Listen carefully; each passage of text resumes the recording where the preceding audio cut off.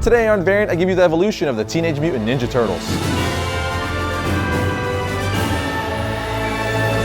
Welcome to Variant, where we love comics more than I wanted a jelly bean and sausage pizza sandwich like the Ninja Turtles. It sounds disgusting now, but I really wanted it as a kid. I'm your host, Arris. With the new Ninja Turtles movie hitting theaters in the US this weekend, of course I had to do an episode about them. And since I already did a History of Ninja Turtles episode a while back, I figured today I'd talk about the evolution of the Ninja Turtles, talking about their creation in comics all the way through the different cartoon series and movies they've had. I won't be getting into their video games, but the Ninja Turtles game for Nintendo from the 80s was my jam. Many hours of my youth were spent playing that game, but I digress. Let's talk about some Ninja Turtles evolution.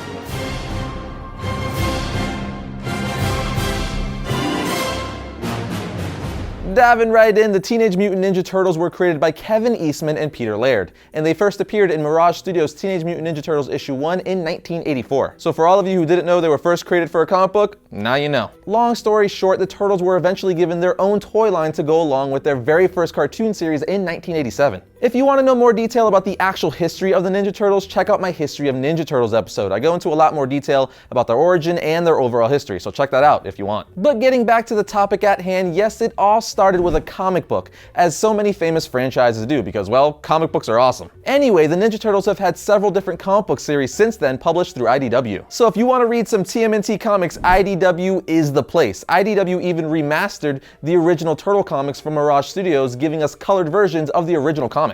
Because the original Ninja Turtle comics were in black and white. That's another fun fact for you, so you're welcome. Kinda like I Love Lucy originally being in black and white, only for some of it to be remastered in color later on. I don't know what to tell you. I watched that show as a kid because my mom loved it. Don't hate. It's a good show. But as far as the Turtles' evolution in comics go, it all started in 1984 at Mirage Studios, but has been at IDW Publishing for a long time now. Some of their series include their self-titled series, Teenage Mutant Ninja Turtles, then you have Teenage Mutant Ninja Turtles Tales of the TMNT, Teenage Mutant Ninja Turtles Casey and April, Teenage Mutant Ninja Turtles Color Classics, and their recent Batman Teenage Mutant Ninja Turtle crossover series, just to name a few. But coming out of the comic book world, I have to admit that even though I love comic books more than anything, I actually enjoy the Teenage Mutant Ninja Turtle cartoons more. The original cartoon series is what got me into the Heroes in a Half Shell in the first place, as I'm sure it did for a bunch of you watching. The theme song for the original cartoon series alone is one of the most quotable cartoon themes, period. Teenage Mutant Ninja Turtles, Teenage Mutant Ninja Turtles, Heroes in a Half Shell, Turtle Power. See, now you're going to be singing Heroes in a Half Shell all day long. The original TMNT cartoon series is hands down one of my favorite cartoon series ever, but an interesting little piece of info is that the series was only created to help Playmates Toys sell the Teenage Mutant Ninja Turtles action figure line. So in December of 1987, the first Teenage Mutant Ninja Turtles cartoon appeared on TVs in living rooms everywhere. Okay. Probably not everywhere, but at least a good amount. The show started as a 5-part miniseries, but by 1988 it became a Saturday morning regular and kids everywhere went cowabunga. Come on, I know that was cheesy, but I had to. It was just too easy. Now I know what some of you are saying, that's not the only cartoon series they've had, and you're 100% right. It's just my personal favorite because that's what I grew up on. And let's face it, nostalgia usually trumps everything. Gotta love those memories of watching cartoons in superhero underwear while eating a bowl of Fruity Pebbles in front of the TV. That's real. That happened. Their next cartoon series would come in the form of an anime, which premiered in Japan in 1996 and was just a 2-episode miniseries. The series was called, and I'm totally gonna butcher this name, guys, Mutant Turtles Shoujen Sensuhen. Did my best.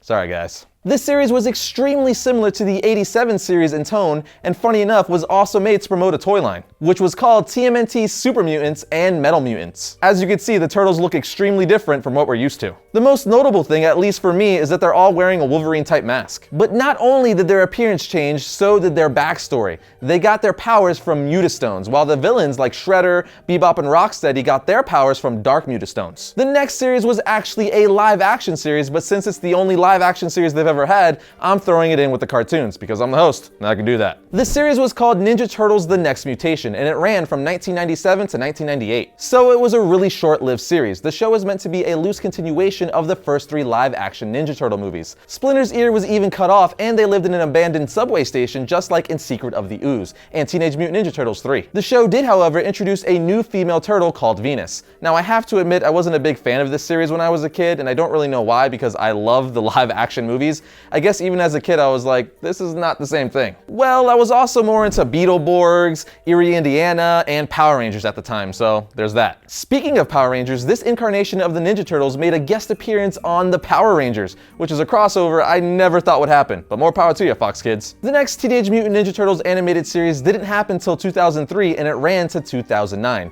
The series was simply called Teenage Mutant Ninja Turtles like the series before it. This is the series that a lot of you who are in their late teens and early 20s grew up on, and it's fantastic. Mirage Studios actually had a lot of creative control with this cartoon, which in turn makes the cartoon the most similar to the original Ninja Turtles comics. It was a lot darker than the 1987 cartoon series for sure, but it still remained appropriate for kids at the same time. Kinda like Batman the Animated Series, where it was dark and had a lot of adult themes, but it's still appropriate for kids. Then we have the third and most current Ninja Turtles cartoon, which is yet again called Teenage Mutant Ninja Turtles. I know, redundant. This series started back in 2012 on Nickelodeon and is still currently running. I believe it's in its 4th season, but I could be wrong, so don't quote me on that. The show is great. There's also a lot of nods and homages to the Ninja Turtles mythos. They even recently did an episode called Transdimensional Turtles. The episode had the original 1987 Ninja Turtles appear on the show with the original voice actors and everything, which is pretty freaking epic if you ask me, especially if you're a fan of the original cartoon series. If you love the Turtles, you need to watch this series. With all that said, it's time to talk about their movies. Of course, you have the first 3, which I absolutely loved as a kid, and they still have a special place in my geeky heart. You have the first movie, Teenage Mutant Ninja Turtles, the second one, Teenage Mutant Ninja Turtles Secret of the Ooze,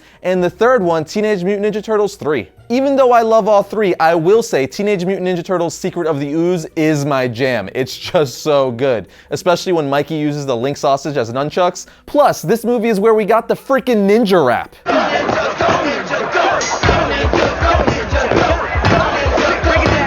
Go ninja, go ninja, go. Go ninja, go.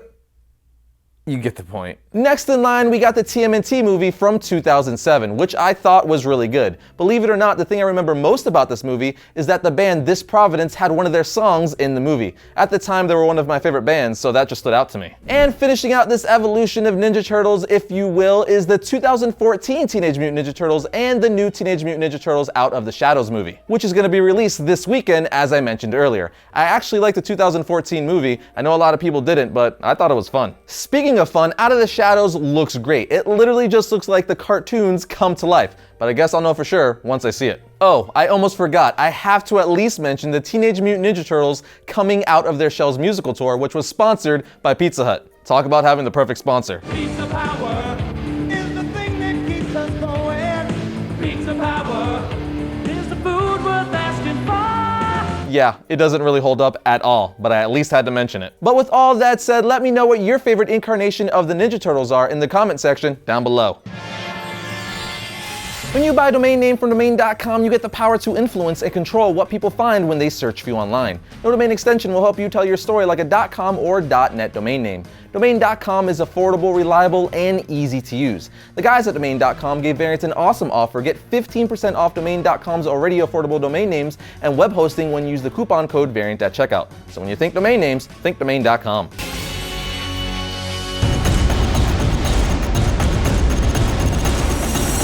First up for Wednesday, June 1st, we have Civil War II Issue 1. If you love the first Civil War, then you must read this one. And it asks the question, if you could arrest someone from committing a crime before they do it by being able to see into the future, should you? Now we have Green Arrow Rebirth Issue 1. Together again for the first time, the Emerald Archer meets Black Canary. Words cannot express how excited I am that they're gonna be a couple again. And finally, we have Batman Rebirth Issue 1. The great Scott Snyder co-writes this issue with Grayson writer Tom King. And that brings another episode of Variant to a close, but I want to remind you guys, this Saturday is our special 1 million subscriber episode. We're going to be announcing our giveaway, which I've been hyping up for a while now, but trust me, it's really, really good, and there's multiple giveaways, so lots of chances to win. But if you like what you see, remember you can always like our Variant Facebook page to keep up with the show and all things comic related. You could also follow Variant on Twitter at Variant Comics or me on Twitter at Arris_Quinones. And if you like the channel, be sure to subscribe. But I'll see you guys on Saturday when I try not to keep all your prizes. They're just really cool prizes, guys. Welcome to Variant, where we love comics more than I wanted a jelly bean and sausage pizza sandwich.